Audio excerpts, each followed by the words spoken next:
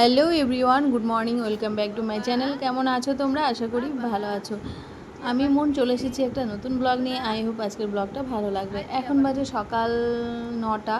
তো ইভানকে ডাকছি সেই 8:30 থেকে যে বাবা ওঠো, আমার সোনা পাখি টিয়া পাখি ওঠো, কিন্তু উঠছেই না। কারণ ওর ঘুমটা অনেক দেরি করে হয়, সকালে উঠতেও দেরি হয়। কিন্তু কি করব বলো তো, স্কুলের টাইমে যেতেও পারে না, আর স্কুলে বকাও খায়। কিন্তু এই ঘুমটা যে ভাঙছে না, কি করব, অনেকক্ষণ ধরে ওকে ওঠানোর চেষ্টা করছি, উঠবেই না।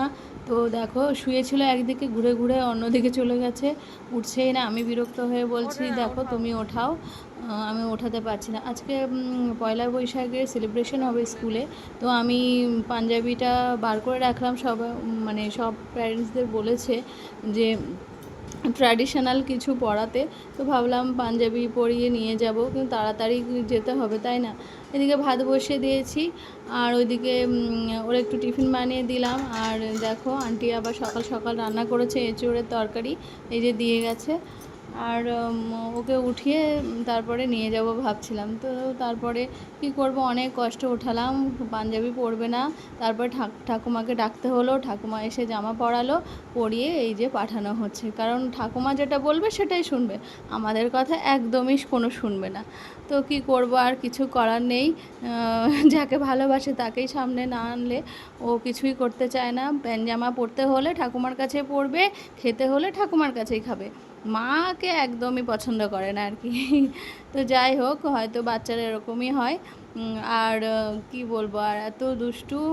আর এই ঘুম থেকে উঠলে একটু দুষ্টুমিটা বেশি করে, মানে ঘুমটা ভাঙতে চায় না। তাও কোনো রকম জোর করে পাঠালাম।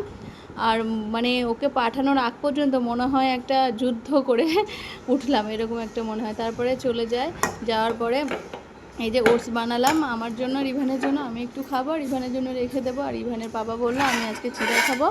আর এই দেখো ভাত রান্না হয়ে গেছে, আর তরকারিটা পরে করব। আর এদিকে দেখো ওইসব ঘরের কাজ করতে করতে আবার চলে এলো, ঠাকুমার সঙ্গেই আসবে। তো ঠাকুমা নিয়ে আসলো, এখন আর আমার কাছে আসবে না, এখন ঠাকুমার সাথে খেলবে, ঘুরবে, বুকের মধ্যে থাকবে, এইগুলো করতে চায়। তো দেখো, ওদিকে চলো ওদিকে চলো, আসবেই না। তারপর কিছুক্ষণ ঠাকুমার সঙ্গে খেলাধুলো করলো, তারপরে আমি নিয়ে এসে খাওয়ালাম, খাইয়ে দাইয়ে দেন স্নান করানোর পরে পাশে একটা দাদাকে দেখেছে, তার কাছে যাবে বলে বায়না করছিল। তো তার কাছে গেছে এখন, আর তার মধ্যেই আমি ঘরের সমস্ত কাজগুলো করে নিচ্ছি। আর এদিকে রান্নাও বসিয়ে দিয়েছি। আজকে রান্না করছি হচ্ছে ঝিঙা দিয়ে, আলু দিয়ে, আর রুই মাছের ঝোল। তো এই যে প্রায় আমার হয়েও এসেছে। আর রান্না করব হচ্ছে লাল শাক। শাকটা বাছতে একটু সময় লাগে, দেরি হয়, কিন্তু কোনো রকম আর কি কাটলাম, কারণ ইভান কান্নাকাটি করলে আর হয়ে ওঠে না আর কি। তো যাই হোক, করতে তো হবে, খেতে গেলে তো করতে হবেই, কিছু করার নেই। আর পাতলা করে দেখো ঝোল করেছে, আর টমেটো দিয়েছি। এটা হলেই তারপরেই আমি শাকটা রান্না করে ঘর দোর পরিষ্কার করে মুছে দেন স্নান করতে আর কি যাব।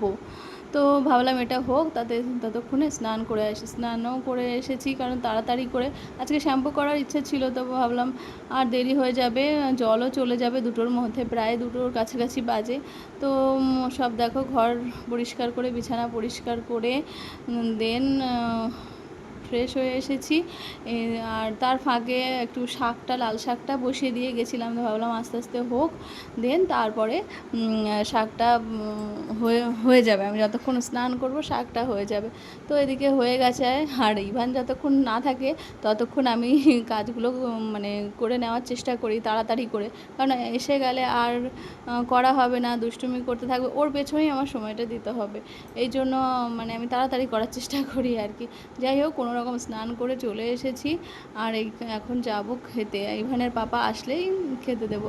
আর এর ফাঁকে একটু ভাবলাম যে একটু চাটনি করব, কিন্তু চাটনি করব ভাবলাম, তো দেরি হয়ে যাচ্ছে, আমটা আবার কাটতে হবে।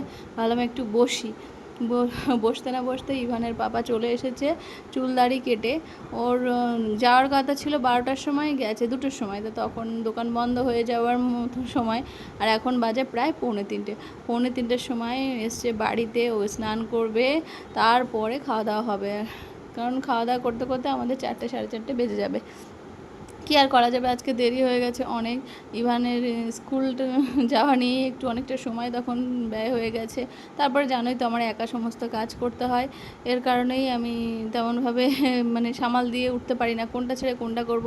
আর এখন জানো তো সব কিছু ভুলে যাই, কিচ্ছু মনে থাকে না, একটা জিনিস একটা জায়গায় রাখলে অন্য জিনিসটা ভুলে যাই।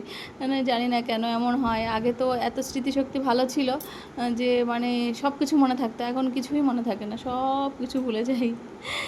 তো কী করব, মা হওয়ার পরে অনেক পরিবর্তন হয়ে গেছে আমার মধ্যে, তো কী করা যাবে। তো বসেছি, একটু খুব কষ্ট হচ্ছিল। তো ওইখানে বাবা বলছে আমি নিয়ে আসি খাবারটা, আমি ঠিক আছে তাহলে নিয়ে আসো, ভালোই হয়। আর এদিকে দেখো দেশলাইয়ের কাঠি বার করে কি দুষ্টুমি করছে, আর তো বারুদ বলো হাতে লাগলে কি অসুবিধা হবে। তো ওর বাবা বগর বগর করছে যে কেন দেখে তুমি দেখছো না, আমি বললাম হ্যাঁ আমি এক্ষুনি হাতটা ধুয়ে দিচ্ছি, আমি যে ওর ওর যে দৃশ্যগুলো মানে ও যে দুষ্টুমিগুলো করে সেগুলো একটু ভিডিও করে রাখি, যাতে ও বড় হয়ে দেখতে পারে যে কতটা দুষ্টু করতো, সেই জন্য একটু একটু ক্লিপ আমি করে রাখি। তো দেখো এবিসি লিখছিল আর কি, দেশলাইয়ের কাঠি দিয়ে সাজানোর চেষ্টা করছিল। ছোট ছোট জিনিস ওর কাছে মানে খুব সুন্দর একটা বিষয়, ওর ভালো লাগার। তো সেই জন্য ওকে করতে দেওয়া হয়, কিন্তু খুব ডেঞ্জার জিনিস হলে তো সেটা খুব ক্ষতিকারক, তাই না? তো সেই জন্য করতে দিই না। আর দেখো খাবার দাবার আজকে ইভানের পাপাই নিয়ে এসেছে, আমার কষ্ট হচ্ছে বলে। তো এবার আমরা খেতে যাব, আর ইভানকে আজকে শুধু মাছের ঝোল দিয়েই খাবো। ও শাক আগে খেত, এখন আর শাকটা খেতে চায় না আর কি। যাই হোক, আমরা খাওয়া দাওয়া করে ইভানকে একটু ঘুম পাড়িয়েছিলাম। ও ঘুমাবে না, সারা দুপুর খেলতে যাবে, শুধু বলে বাইরে চলো বাইরে চলো, ফুল দেখতে যাব ফুল দেখতে যাব। হ্যাঁ, তো ঘুমাবে না, এরকম দুষ্টুমি করতে থাকে। তো তারপর দেখো সন্ধ্যাবেলা মিষ্টি দিয়েছি, আর এই দেখো ভাতটা দুপুরবেলা খায়নি, ওইটুকু ভাত খেয়েছে, খেয়ে ওই এক গালটা আর খায়নি।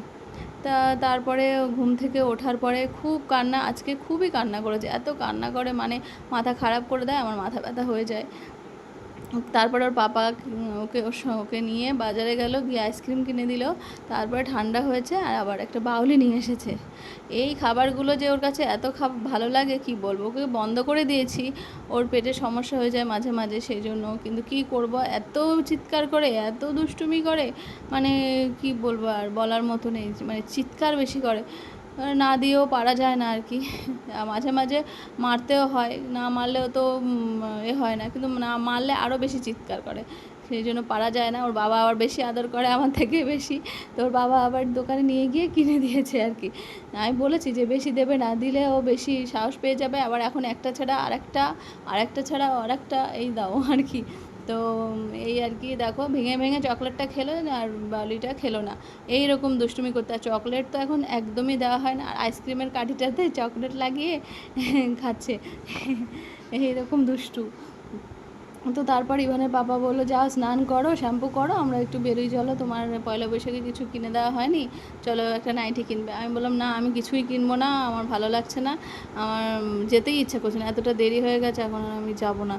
তো বললো না চলো, তো আমি বললাম এখন শ্যাম্পু করলে আমার তো এখন ঠান্ডার ধাঁচ হয়ে গেছে, ঠান্ডা লেগে যাবে, আমি আর এত রাতে স্নান করবো না। তো তারপরে আমি স্নান না করেই, শ্যাম্পু না করেই আর কি চলে গেছি, মাথায় তেল সমেত, কোনো প্ল্যান ছিল না। তো এক্সপ্রেস বাজার গেলাম, গিয়ে একটু ট্রায়াল দিলাম, এই টপটা বেশ ভালো লাগলো কালারটা, এই কালারটা পরিনি বলে টপটা দেখেই পছন্দ হলো, আর আমার সাধ্যের মধ্যে। আর জানো একটু সেলের জন্য অফার দেয়, সেই অফারে মিলে গেল, সেই জন্যই টপটা নিলাম, আর একটা হচ্ছে প্যান্ট নিলাম, সচরাচর পরার জন্য, ইভানকে স্কুলে দিয়ে আসতে হয়, তার মানে তাড়াহুড়োর জন্য একটা সিম্পল একটা প্যান্ট আর একটা টপ নিয়েছি। আর কী কী নিয়েছি, আরও অনেক কিছু নিয়েছি, সেটা আমি তোমাদের একটু পরেই দেখাবো। আর প্রচণ্ড খিদে পেয়েছে, বাড়িতে এসে 11টা বেজে গেছিলো, আমরা গিয়েছিলাম 8টার সময়, প্রায় 2 ঘন্টা লেগেছে শপিং করতে, কোনো প্ল্যান ছিল না। আর এসে দেখি মানে সত্যি ওপরবেলা বলে কেউ আছে একজন, মানে এত খিদে পেয়েছে কি খাবো, রান্নাঘরটা খুলে দেখি রুটি তরকারি আর মোহা রাখা রয়েছে। তো বুঝতেই পেরেছি কে রেখে দিয়েছে, আন্টি। তো দুজনে মনে হামলে পড়েছি রুটি আর তরকারি খেতে। তো দুজনে, আমি একটা রুটি খেয়েছি, ও দুটো খেয়েছে, 3টে দিয়েছিল। খাওয়া দাওয়া করে আমি বললাম একটু শান্ত হই, তারপরে গিয়ে রান্নাটা করছি। তো ওর পাপা বলে এখন আর এত রাতে কিছু রান্না করতে হবে না, তুমি ডিম ভাজো। তাই বললাম ঠিক আছে, ডিম ভাজি আর আলু ভাজি। তো ডিম ভাজা আলু ভাজা করলাম, রাতে যে কটা ভাত আছে দুজনে খেয়ে নেবো, আর ইভান যদি খায়। তো এই যে নিয়ে চলে এসেছি দুজনে দুটো ডিম ভাজা। ডিম পোচ আমরা বেশি খাই, কিন্তু আজকে তরকারি নেই বলে ডিমের অমলেট করলাম। তো চলো আজকের ব্লগটা এখানে এন্ড করছি। তোমরা ভালো থেকো, সুস্থ থেকো, টাটা।